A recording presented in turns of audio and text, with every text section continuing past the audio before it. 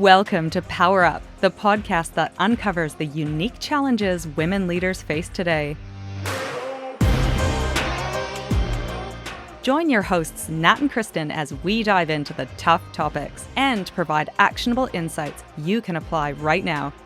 Don't forget to hit subscribe so you don't miss any episodes.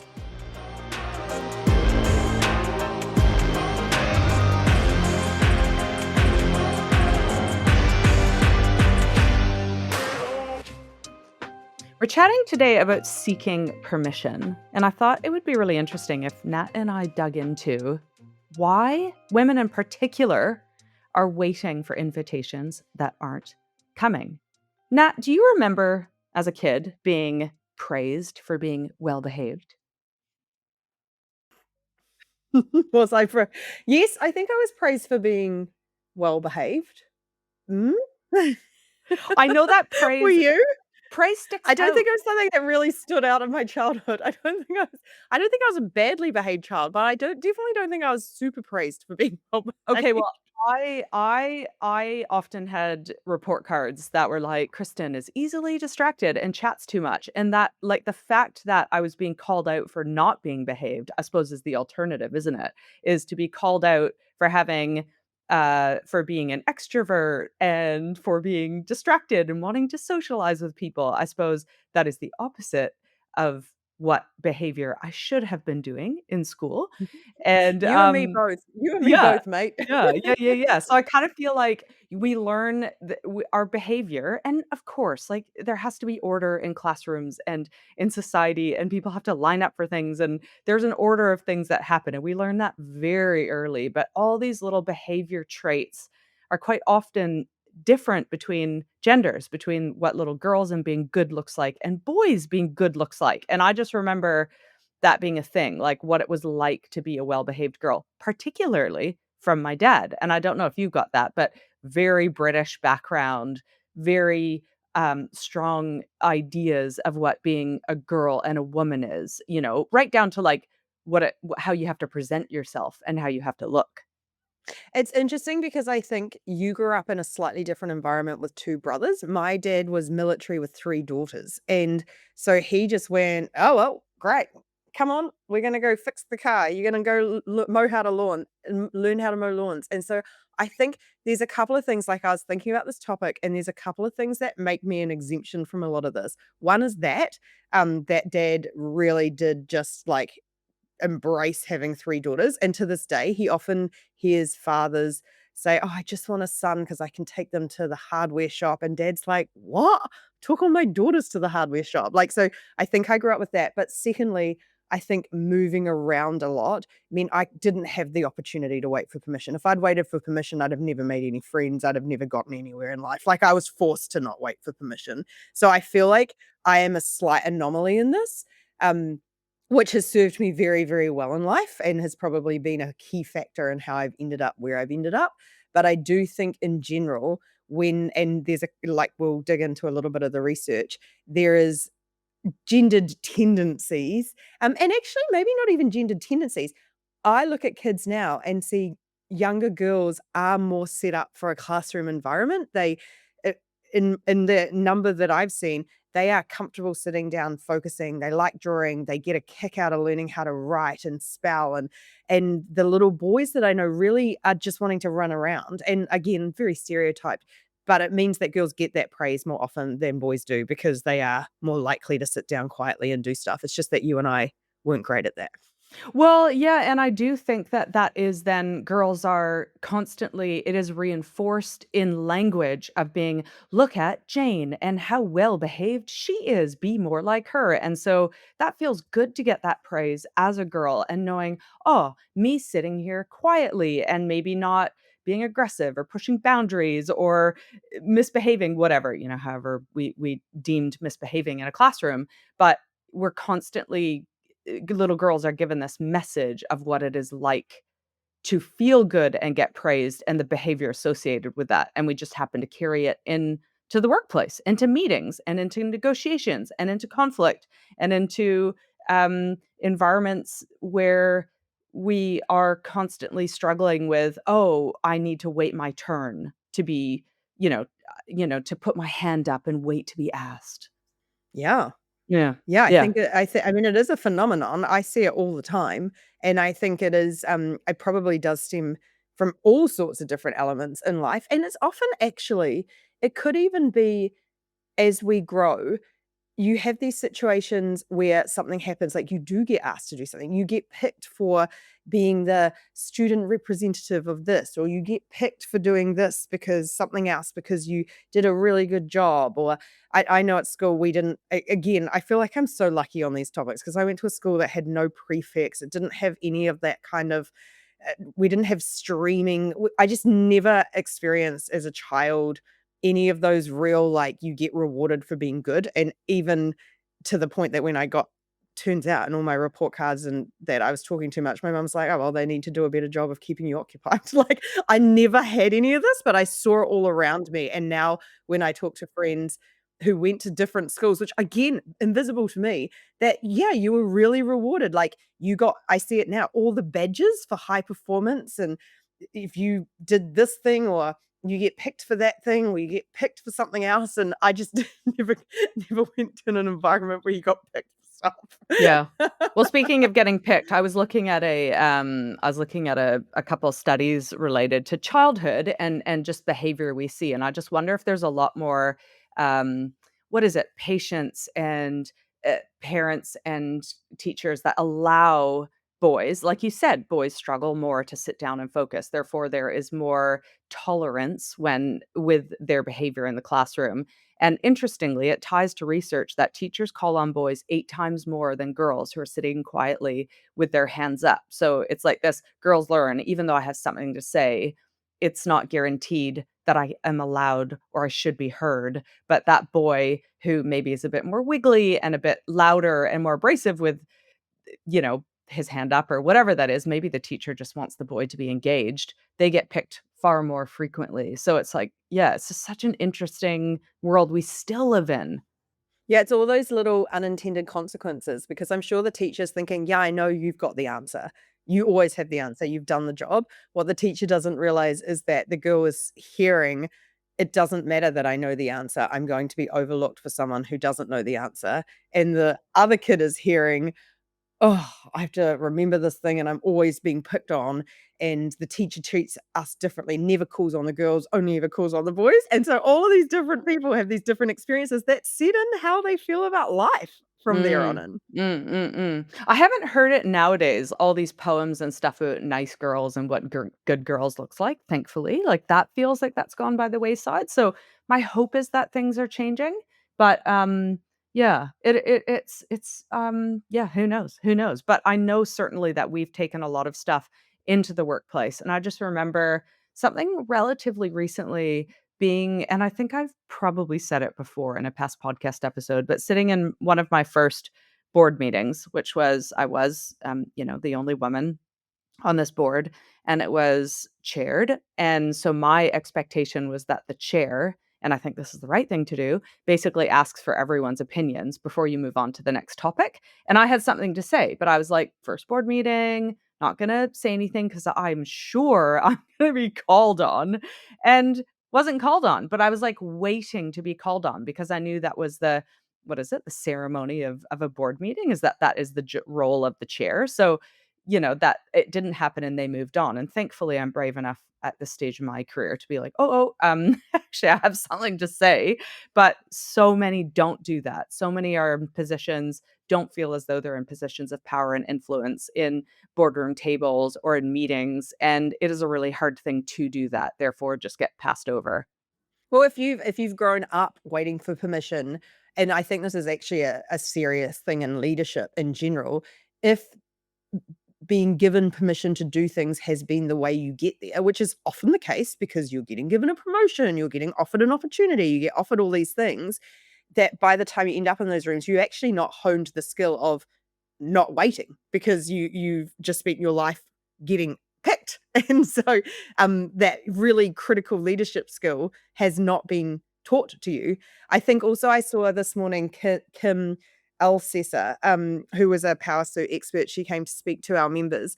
I loved this. She said one of the biases we often showcase when doing LinkedIn recommendations, that women are more likely to be rewarded or what's the word? Acknowledged for concrete thinking, task orientated, details focused, whereas men are more likely to be given a LinkedIn recommendation that focuses more on their abstract and critical thinking, strategy, vision, and big picture thinking.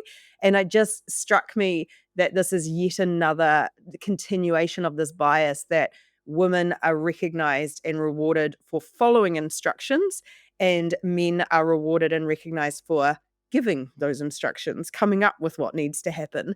And so I think when you land in these rooms and at these tables, and all these little nudges, which is what Power Suit focus on, these little nudges throughout our lives that may not feel big at the time, but the accumulation of all of these little bits of feedback and little instances we've experienced in our lives lead to men sitting at that board table going, yeah, my job is to come up with this and to put my hand up and to tell people what my strategy is. And women have entered into that room being praised their whole working careers for being the deliverers, being details focused, paying attention and getting stuff done. And so suddenly when you're in that room, you're like, oh my goodness, I'm expected to do this other thing that no one's ever told me that I'm good at. But also, I think we get overlooked and or penalized for trying to be well, we know we do for trying to be men and overlooked. I could think of something when I was in another board meeting, but I wasn't on a board. It was years ago, and I recall saying an idea or an insight, and I can't recall exactly what it was, but I was saying an idea or an insight to the room as it related to the thing we were discussing, and the chair, oh my gosh, at the time, he was such a jerk. He was such a jerk.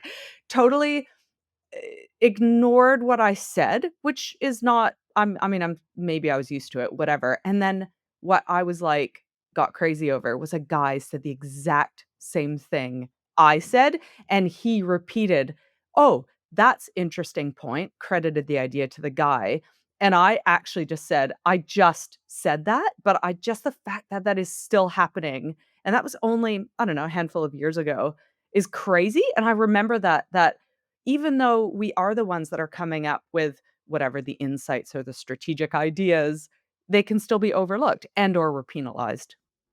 Yes, and I think this point from Kim was not so much of our capacity to do it, because women have all sorts of research shows that women are actually incredibly good at all of this stuff.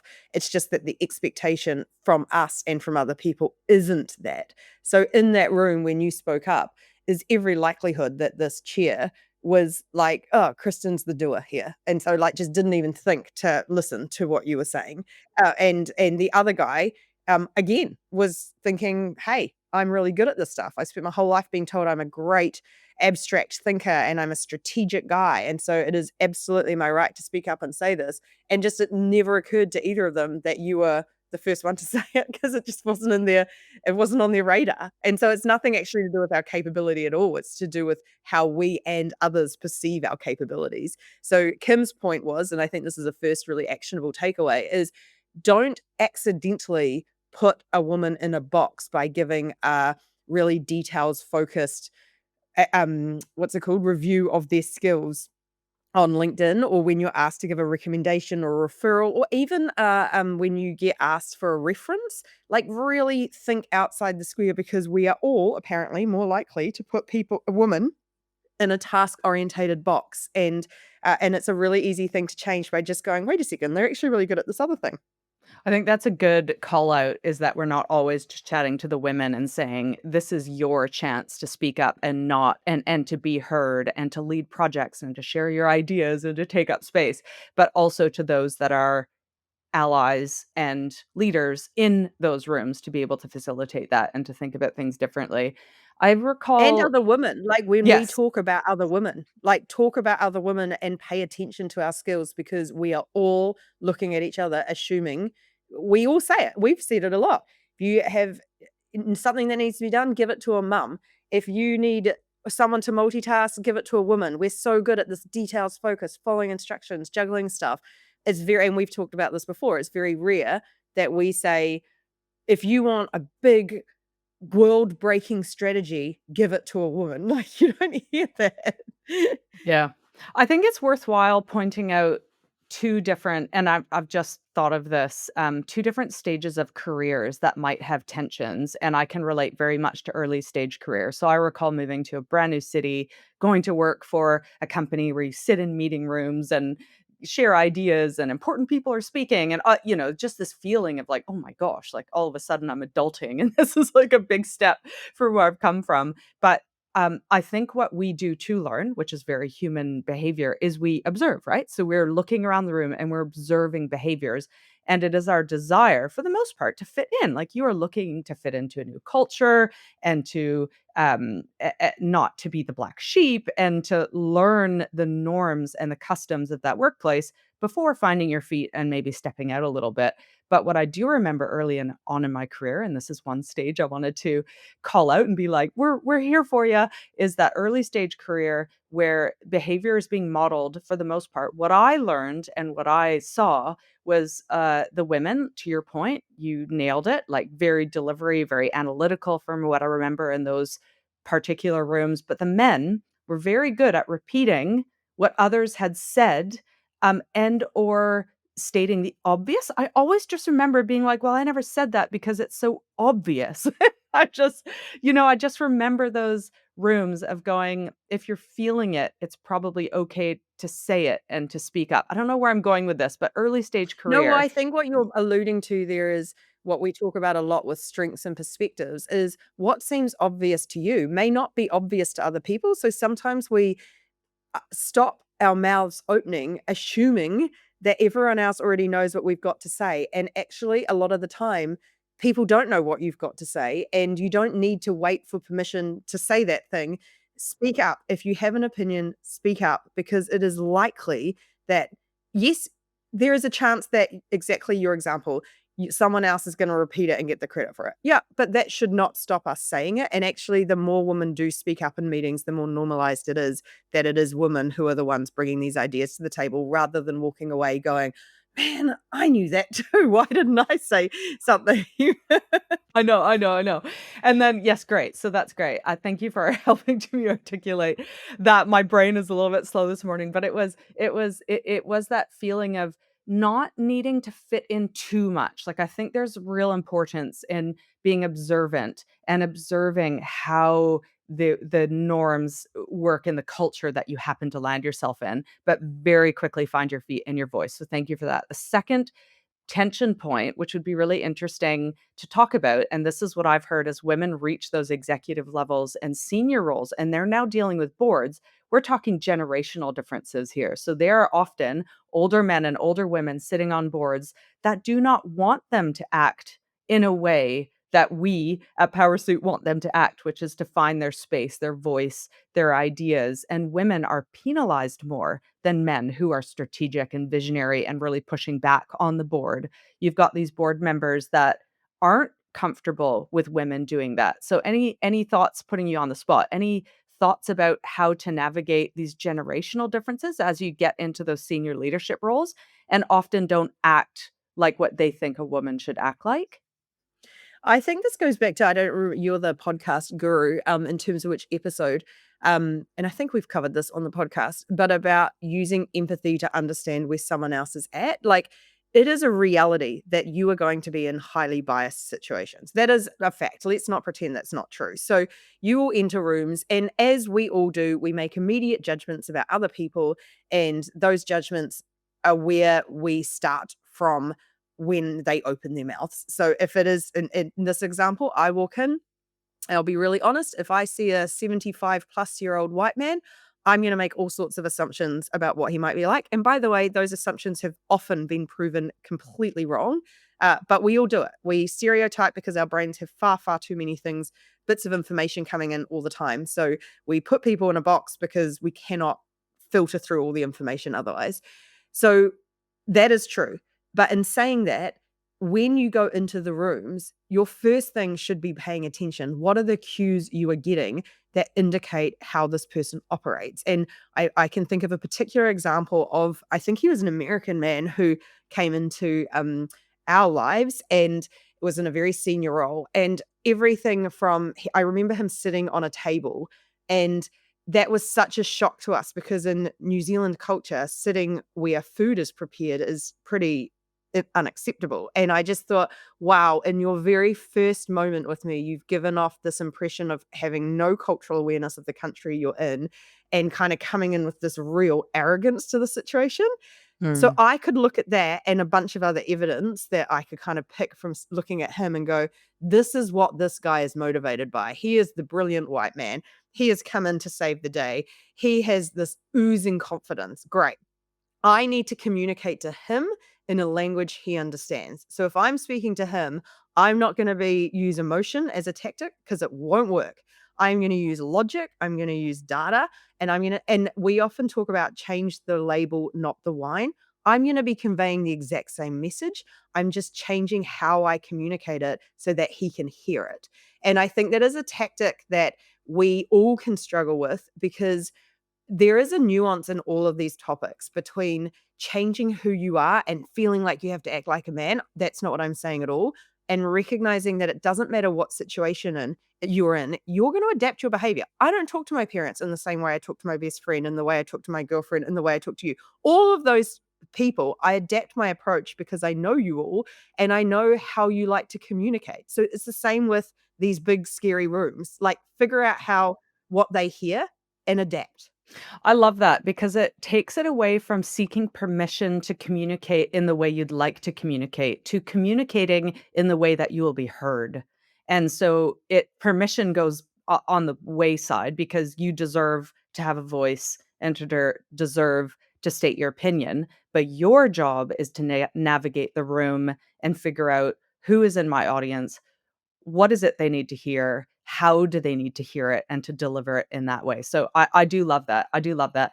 What I was thinking for an action this week, Nat, was just for people to start thinking about these permission seeking phrases that we use and just to be aware. And it was like the week that we said, listen to the amount of times you apologize because apologizing is permission seeking. Oh, I'm sorry. Could I? That's very permission seeking. So I think the action should be similar this week in that it's start to listen to yourself and the language that you use in group situations.